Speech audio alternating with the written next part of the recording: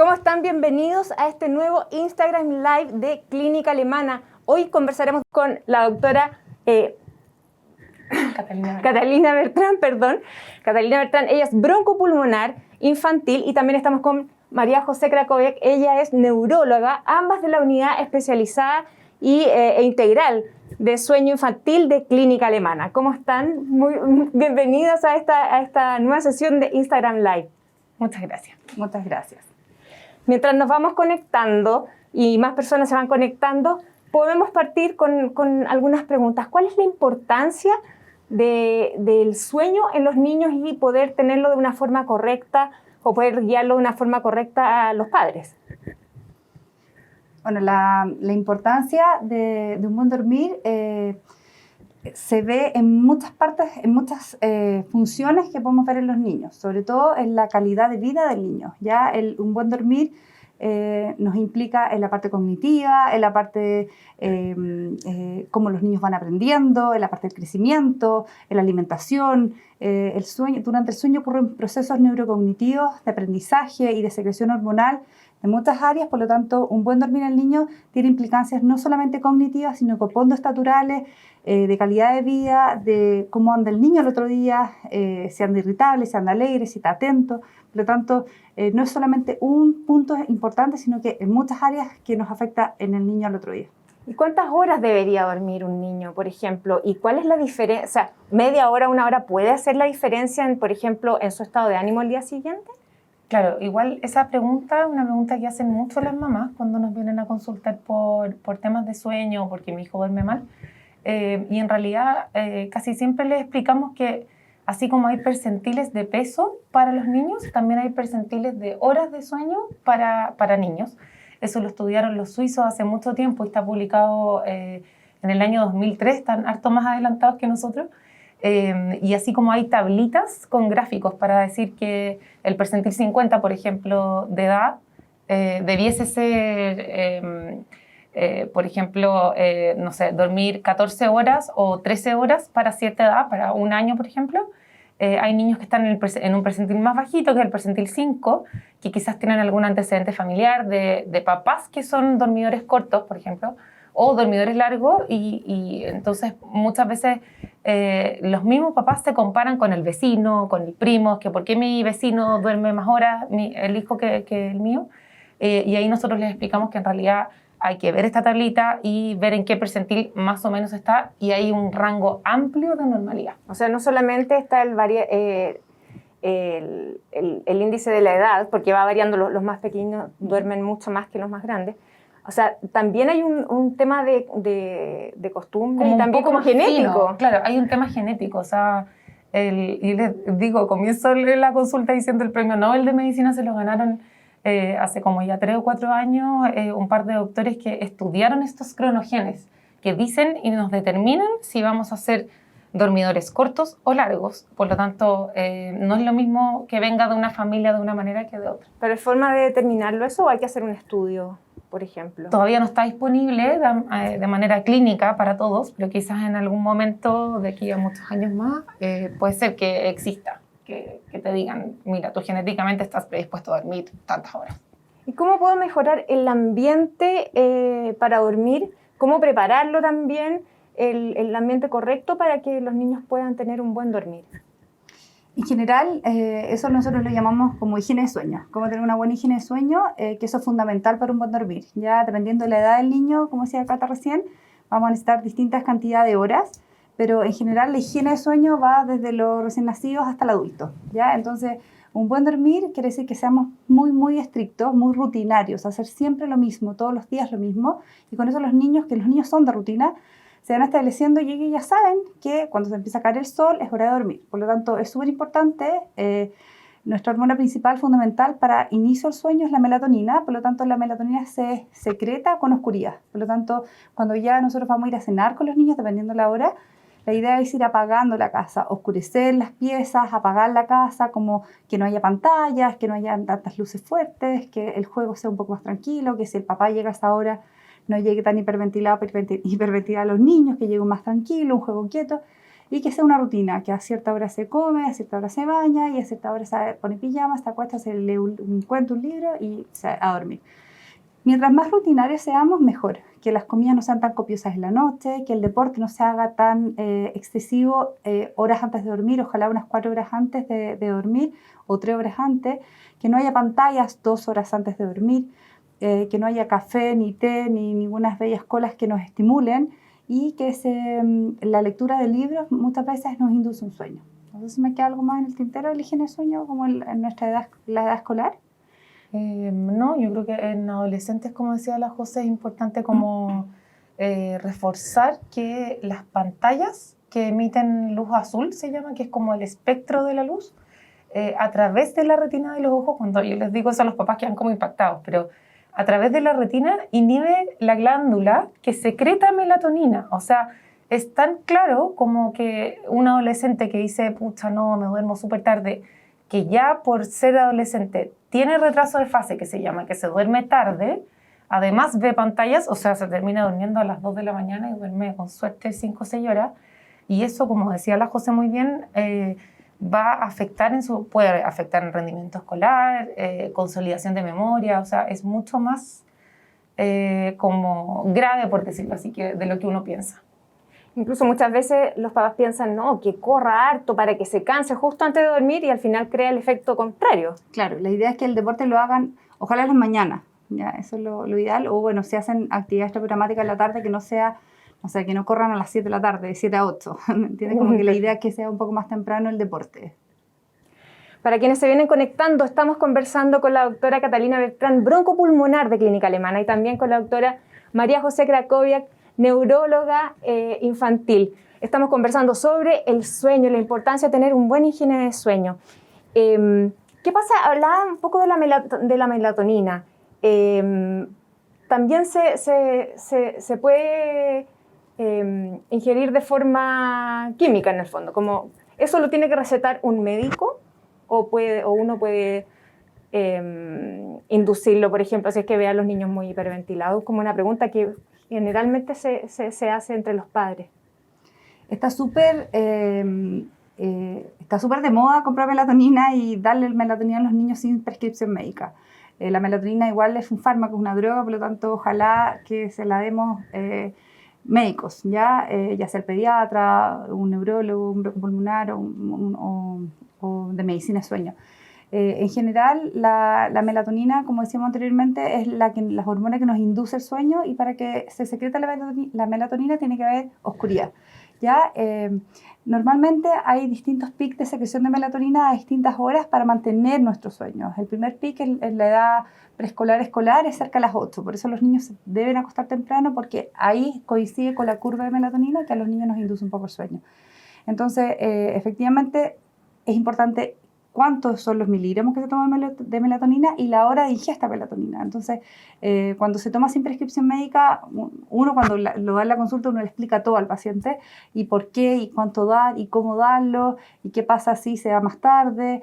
Entonces, si se da sin guía, digamos, es como dan, quitan, y la idea no es esa. La idea es dar la melatonina por un tiempo limitado, que ordene la secreción propia de melatonina, que nos ayuda a inducir el sueño, que nos ayuda a mantener el sueño en algunos niños, y luego retirarla. Pero la idea no es dar tanta melatonina, que ahora está como súper de moda y en realidad la venden en farmacias sin receta, por lo tanto es muy fácil acceder a ella. Claro, y lo otro es que pasa mucho es que los papás, como dice la José, primero la amiga le dice, no, dale melatonina, estupendo, fantástico, lo traigo de Estados Unidos, de Europa, donde sea, o la compran acá, pero el problema es que todas las medidas de higiene de sueño que decía la doctora Krakowiak no las cumplen y pretenden que en el fondo la melatonina sea lo que vaya como a arreglar todo. Y en realidad, claro, puede ser que se lo den por mucho tiempo, una dosis muy alta. Si bien es un medicamento que es como que en el fondo se compra, es de libre venta, igual podría haber algún efecto, ya sea como todavía los estudios están en curso, por lo tanto no se puede decir que se puede tomar melatonina por años y años, si es que sin ninguna repercusión. Quizás algún niño se va a acostumbrar a eso, Incluso también hay papás que hablan o algunos estudios de pubertad precoz en niños adolescentes, o retraso de pubertad también. Entonces no está claro, por lo tanto es mejor menor dosis, bien tomada, con supervisión médica, con higiene de sueño. Y ahí es importante, me imagino, el trabajo que hacen ustedes en la unidad integral de higiene del sueño para los niños, en el fondo. ¿Cómo es el trabajo que se hace de forma integral con los especialistas? Tu Cata. Bueno, intentamos la jefa del sueño. Sí, bueno, lo que intentamos es trabajar mucho también con psicólogos pediátricos, que en el fondo ven toda la parte conductual de los niños. Porque así como decía muy bien la doctora Krakowiak, el sueño tiene muchas esferas que se juntan. Hay un tema muy también de expectativas de los papás. Hay papás que tienen expectativas muy altas, que pretenden que su hijo de 3 meses duerma toda la noche, y eso no es así. Y a veces también hay problemas vinculares, como de los padres a los hijos o la mamá al hijo cuando son chiquititos sobre todo. Y ahí es cuando entra y tiene un rol muy importante la parte como psicológica, sobre todo el trabajo con la familia, porque la familia tiene que estar un poco de acuerdo en cómo hacer esto. Y por eso es que también se necesita que las unidades de sueño sean como multidisciplinarias, o sea, hayan neurólogos que vean desde el punto de vista más de, por ejemplo, niños que quizás tienen un déficit atencional y que su problema es que no duerme bien, o a veces tenemos niños que roncan y que eso es lo que no los hace dormir bien. Por lo tanto, lo ideal en el mundo es que las unidades sean combinadas. Multidisciplinarias. Perfecto. Vamos a dar inicio a las preguntas del público que nos han ido llegando todo este rato. J. Huidobro dice, un adolescente que escucha música para dormir, pero que es música estridente, ¿le afectaría, por ejemplo, el sueño? O sea, sí, la idea, ojalá, bueno, el adolescente es un tema, ya es un tema en el sueño, porque como decía recién la doctora Bertrán, que en general el adolescente per se ya tiene un retraso de fase por ser adolescente, que es normal a esa edad fisiológico. Por lo tanto, el adolescente más el retraso de fase, más las pantallas, cuesta que se queden más dormidos, y lo que decía recién la doctora Bertrán, esto se están quedando dormidos a las 2 de la mañana, 1 de la mañana, el otro día al colegio, entonces ya tiene una privación crónica de sueño. Ahora, la pregunta directa, que es con música estridente, ojalá los niños se duerman sin ningún artefacto, sin ninguna música, sin nada que necesite, que luego que si no está ese sonido, el pelo de la mamá, la oreja de la mamá, sin que necesariamente esté eso, el niño no se puede quedar dormido. O sea, si no está la música, el niño se va a dormir. Si no está el pelo de la mamá, no se va a dormir. Si no está la oreja, o sea, ojalá que el niño se quede lo más fisiológico y solo y natural posible. ¿Y eso se puede modificar? Sí, eso es completamente conductual. Ah, ya, porque es un tema como el tuto, a veces las mismas mamás son los tutos de los niños, porque y se transforma después en un problema. El objeto. Claro. Ahí podemos ocupar, como decía las psicólogas en general, nos ayudan mucho en eso, los objetos de transición, como un objeto de transición puede ser el pijama de la mamá, que tenga mucho olor de la mamá. Estoy hablando de los más chiquititos, no del adolescente, que era la pregunta, pero en general uno puede ir cambiando el pelo, la oreja con algo un poco más fácil, más llevadero para la familia. Sí, por supuesto. Ale Kref dice, ¿hay alguna técnica para hacer dormir a niños de 2 o 3 años? Va modificándose, porque ahí estamos con una transición de ser más guagua, por decirlo así, a un niñito un poquito más... preescolar. Claro. ¿Cuál sería más o menos? ¿Hay alguna técnica o eso es independiente a cada niño? A ver, yo creo que nos preguntan harto así como... dígame la técnica mágica para hacer dormir, la receta mágica. Y en realidad nosotros respondemos siempre que no hay una receta mágica, sino que de nuevo volvemos al tema de higiene de sueño. Pero como que hay corrientes, por decirlo así, psicológicas que son muy diferentes y que pueden ser muy opuestas. Está la corriente del duérmete niño, que era como déjalo llorar y que se quede dormido solo y no importa cuántas horas duerma. O ya el colecho extremo de acompañémoslo todo el tiempo y todo hasta que tenga 10 años y dormamos en la misma cama. Entonces, lo que intentamos nosotros decir es un poco que busquemos el equilibrio entre lo que le acomoda a los papás, entre lo que les acomoda a los niños, que estemos de acuerdo también un poco con el temperamento de cada niño. Yo creo que eso igual es importante. la doctora Krakowiak ve montones de niños que ya desde la edad preescolar son muy inquietos, por ejemplo. Y a esos niños les cuesta ponerse un poco en off para dormir. Entonces, quizás la técnica va a cambiar un poquito en ese niño versus un niño que sea totalmente normal. Ahora, siempre nosotros recomendamos que intenten no hacerlos dormir en brazos, que haya un objeto de transición que no sea la mamá propiamente tal, y que tenga su propio lugar con su propia cuna, cama o su propia habitación, que no sea tanto tan compartido. No sé si hay algo más que agregar. Como yo agregaría como los lactantes, que los niños, los lactantes en general, la lactancia materna, la OMS dice ojalá hasta los 2 años, eso es súper personal, pero lo que nosotros siempre tratamos de educar es que no se queden siempre dormidos al pecho, porque las mamás que nos llegan muy cansadas a la consulta son aquellas en las cuales el niño el lactante solo se duerme al pecho. Entonces la mamá está muy, muy, muy cansada porque al final no es pecho, no es que se alimente, sino que es como tete, ¿ya? Entonces eso es una conducta que tenemos que tratar de a poco de ir disminuyéndola hasta que el pecho sí la pueden dar durante la noche, pero cuando sea alimento dependiendo de la edad del niño, depende de cuántos meses tenga el niño, el lactante menor. Entonces eso yo agregaría, aparte de la higiene de sueño, lo que dijo la doctora detrás. Eso es lo que ustedes decían que es conductual. Mientras más grande se hace más difícil modificar esa conducta, por ejemplo, si está acostumbrado a dormirse con la mamá haciéndole cariño, o es mejor tomar una terapia y si es que la mamá ya no pudo, por ejemplo, cambiar esa conducta. Lo que pasa es que se queden dormidos con la mamá haciéndole cariño, contando una historia, en realidad no pasa nada, eso está bien, pero el problema es a las 5 de la mañana, a las 4 de la mañana, a las 3 de la mañana, así que se queden dormidos a las 8 haciéndoles cariño, contando una historia, un cuento, no, está bien, no hay problema. El problema es que las mamás, ahí no consulta la mamá. La mamá consulta cuando esto pasa a las 2, a las 3, a las 4, a las 5 y las mamás están muy cansadas porque el otro día tienen que trabajar. Claro. Entonces, la idea es que los niños se aprendan a autorregular solos y que aprendan a volver a quedarse dormidos. Y normalmente los niños pueden despertar entre 10 a 12 veces durante la noche, pero la idea es que vuelvan a quedarse dormidos sin necesidad de que vaya el tutor a hacerlos dormir, ¿ya? Entonces, eso es conductual aprendido. Tenemos que enseñarles o ayudarlos, contenerlos cuando no son capaces y de a poquito esto es maduración al final. Tenemos otra pregunta de Karina Texido.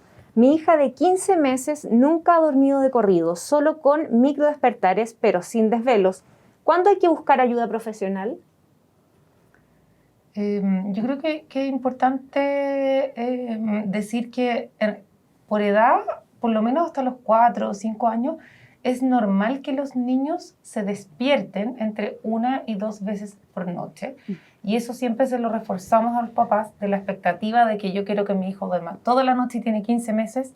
En realidad no es posible o es muy poco probable, o quizá hay papás que no escuchan que realmente se despertó, o hay niños, como dice la doctora Krakowiak, que quizás se autorregula, se despierta, se da media vuelta y se vuelve a dormir. Ahora, ella habla de microdespertares, que me imagino que deben ser como que quizás se le cae el chupete, pero quizás también específicamente Karina se está dando cuenta de demasiadas cosas porque quizás la tiene al lado, claro, o la tiene en la misma habitación. Y en realidad a los 15 meses, nosotros desde los 6 meses incluso como que recomendamos que ella duerma en su pieza. Claro. Porque eso es normal. Normal. Que se despierte, que tenga esos claro, lo más probable es que se le cayó el tete o se dio vuelta. Es normal. Bueno, hablábamos de la higiene del sueño. ¿Qué pasa en el cerebro del niño? ¿Cómo funciona con el tema del sueño y la higiene del sueño en el tema neurocognitivo? O sea, como partimos este live, en general, dependiendo de la edad, el sueño va madurando. Ya los recién nacidos tienen mucho más sueño profundo, caen inmediatamente a sueño activo, que se llama, y tienen proporcionalmente más sueño activo que sueño quieto, y esto va cambiando a medida que el niño va creciendo, porque los patrones de sueño y la estructura del sueño va madurando, ¿ya? Entonces van cambiando y va aumentando paulatinamente a poquito el sueño tranquilo, el sueño pasivo, y va disminuyendo más el sueño activo. Ahora, esto tiene un porqué, porque los niños van madurando y neurocognitivamente van apareciendo además elementos fisiológicos de sueño esperados a cierta edad que hacen que nosotros veamos, en la parte cuando hacemos un polisomnograma, un electroencefalograma, vemos ciertas estructuras, ciertos elementos que nos hacen saber que el niño va madurando bien su sueño, ¿ya? Entonces, dependiendo de la edad del niño, vamos a encontrar ciertos porcentajes de sueño tranquilo, sueño quieto y sueño activo, y después esto se llama sueño no REM y sueño REM. Durante el sueño REM ocurren todos los procesos neurocognitivos importantes, ¿ya? Y durante el sueño no REM ocurren muchos procesos de reparación de las neuronas, ¿ya? Y es muy importante eso. Entonces, es importante los dos tipos de sueño, ¿ya? Y en el sueño activo ocurre el proceso neurocognitivo, se consolida la memoria de trabajo, se libera la grelina y la leptina, que son las hormonas de la saciedad del apetito, por lo tanto el sueño sí involucra que al otro día el niño o esté muy ansioso y se lo quiera comer todo, o está muy inapetente. Durante el sueño tranquilo se libera la GH, que es la hormona que nos hace crecer, por lo tanto tener el adecuado porcentaje de sueño no REM como de sueño REM es importante ambos. Perfecto. Nos llega otra pregunta de Isidora. Dormimos con nuestra hija de 4 años. Ella no ha querido dormir en su pieza. ¿Es muy terrible? O sea, para ella me imagino que sí. Sí. Pero, ¿qué pasa cuando ya empiezan a crecer? Tienen una personalidad un poco más voluntariosa. Quizás es más difícil que sacar a un niño más pequeño de la habitación de los padres. Ella pregunta, ¿es muy terrible desde el punto de vista médico lo que está pasando con la higiene del sueño probablemente? Lo que pasa es que, la decisión de hacer colecho, yo creo que es una decisión familiar, de pareja, de cada familia, como de si hacerlo o no. Pero a medida que los niños sean más grandes, va a ser más difícil devolverlos a su pieza. Uh-huh. Por lo tanto, lo que siempre decimos con la doctora es como recomendamos que si ella no lo encuentra tan terrible, claro, quizás cuando tenga 10 sí lo va a encontrar terrible y va a ser aún más difícil hacerlo. Por lo tanto, mientras antes, mejor. Y lo otro importante, que también me lo preguntan mucho en la consulta, en general el paciente que colecha y que para esa familia no es tema, no va a consultar. Para ellos está bien y es respetable, cada familia verá, ¿me entiendes? Ahora, cuando ellos consultan es cuando ya algo los motiva a consultar. Entonces ahí sí nosotros tratamos de ayudar de alguna u otra manera, ¿ya? Perfecto. Qué tema más interesante. Me imagino que muchas familias, mamás sobre todo, que están muy pendientes de ahí de los niños, les ha interesado mucho este tema. Queremos agradecer a la doctora Catalina Beltrán, broncopulmonar de Clínica Alemana, y también a la doctora María José Krakowiak, neuróloga también infantil de Clínica Alemana, que nos acompañaron con este tema tan interesante el día de hoy. ¿Algo para cerrar que quieran decirle a la gente que nos está viendo? Estamos en el Día Internacional del Sueño, que es la semana, entonces por eso este live en general, y que bueno, que en general cada día se le da más importancia al sueño, a toda edad. Entonces, es eso. Tomémosle la importancia entonces, sobre todo a los más pequeños. Sí. Muchas gracias por acompañarnos. Gracias a ustedes por invitarnos. Gracias. Nosotros nos despedimos y nos encontramos en una próxima ocasión. Que estén muy bien. Chao, chao.